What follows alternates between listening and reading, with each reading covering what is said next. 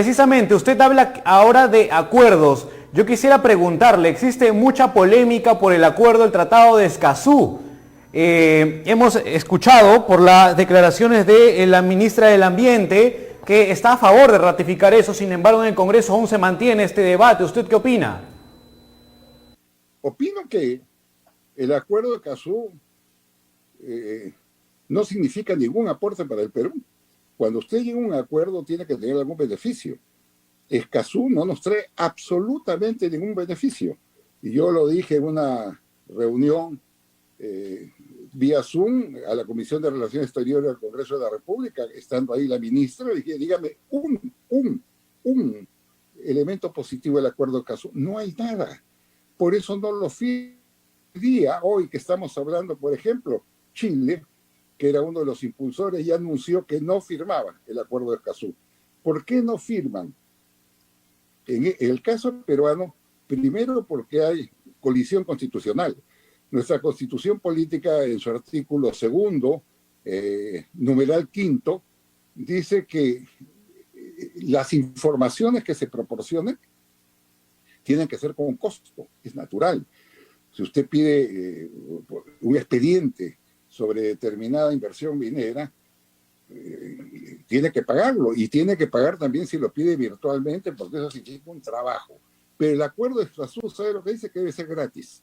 Entonces, ahí hay una colusión constitucional que solamente se resolvería en caso la Comisión de Relaciones Exteriores lo apruebe, solamente se resolvería a través de una reforma constitucional que significan 2 legislaturas ordinarias con 87 votos en cada uno, lo cual simplemente es imposible.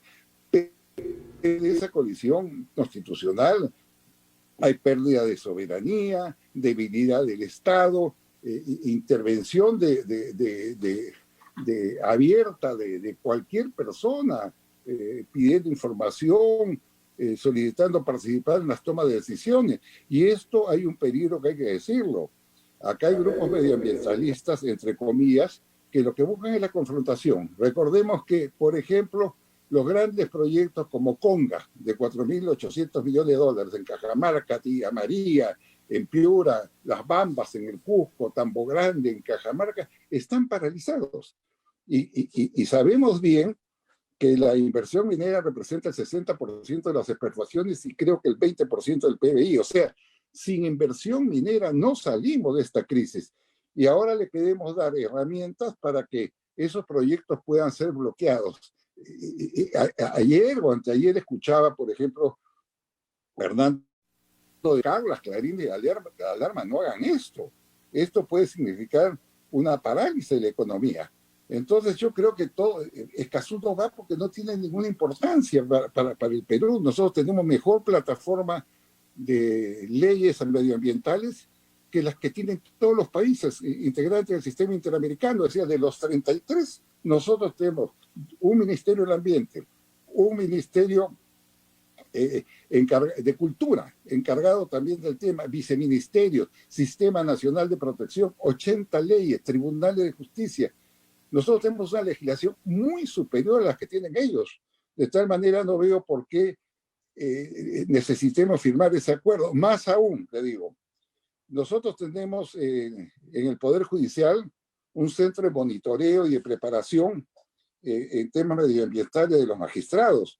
Y el año pasado nomás una resolución de la Corte Superior anuló 111 concesiones mineras por haber hecho la consulta previa a la población circundante de la concesión minera. Entonces, si tenemos todos los elementos, ¿por qué vamos a entrar a firmar un convenio que además ha sido rechazado por la mayoría de internacionalistas, constitucionalistas y las propias Fuerzas Armadas?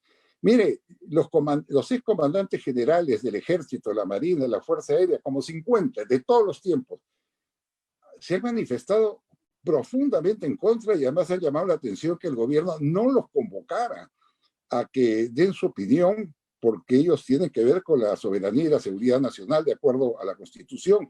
Y lo mismo han hecho los gobiernos regionales, que tienen implicancias cuando usted, por ejemplo, va a otorgar una concesión en Puno o en Ayacucho.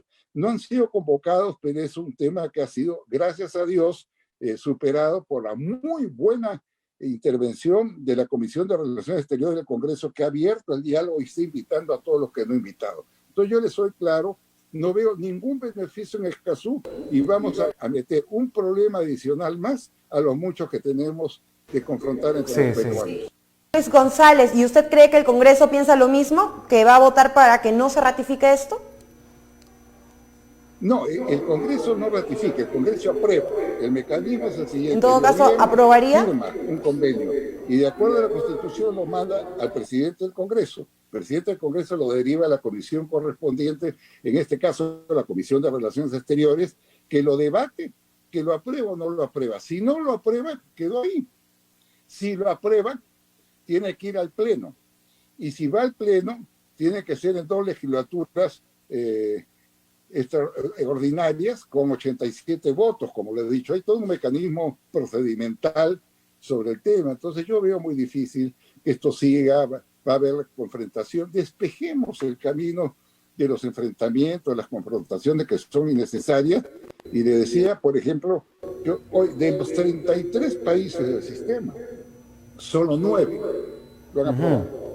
Los demás están resistiendo. Y hoy día lo ha hecho Chile. Por declaración de Alemán, de su canciller, ha dicho: nosotros no firmamos, no aprobamos el acuerdo. A pesar de que han sido los pioneros en este acuerdo. Superemos este tema, ¿no? Sí, señor González Posada, yo quisiera hacerle la pregunta.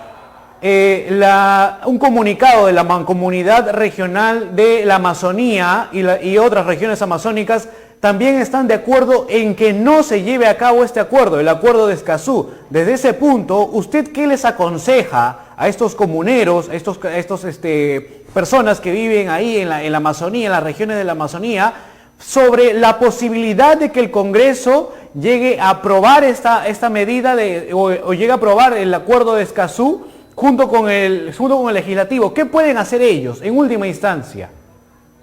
Mire, yo he escuchado, he leído además, todos los pronunciamientos de los gobiernos regionales están en contra. O sea, yo no hablo solamente de constitucionalistas, internacionalistas, de las Fuerzas Armadas, de los gobiernos regionales, que tengo entendido van a ser invitados a exponer a la Comisión de Relaciones Exteriores, de tal manera que ahí ellos expondrán por qué no Escazú. Estos son temas pues realmente delicados en política internacional.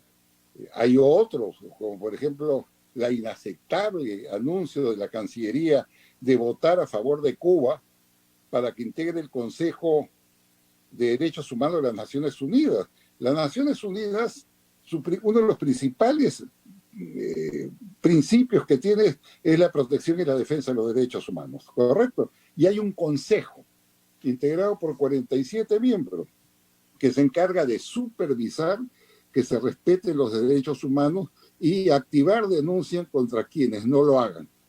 Esas Naciones Unidas, en un acto de vergüenza diplomática, hace 2 o 3 meses aprobaron que Venezuela, la Venezuela de Maduro, genocida y corrupto, tenga un asiento en el Consejo.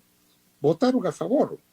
¿Y sabe cuándo lo hicieron? Lo hicieron pocas semanas después de que la alta comisionada de las mismas Naciones Unidas para los Derechos Humanos, que es la expresidenta chilena Bachelet, los denunciara por 6.700 crímenes, encarcelamientos y tortura.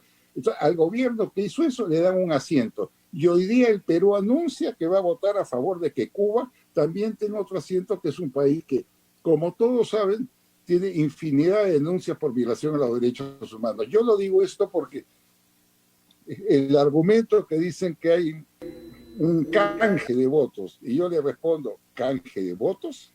¿Cómo canje de votos? Sobre principios no se canjean. Y todo esto lo que hace es desacreditar un sistema internacional que cada día está más débil, que cada día la gente desconfía más y que no representa una solución a los problemas que tiene que resolver, ¿no?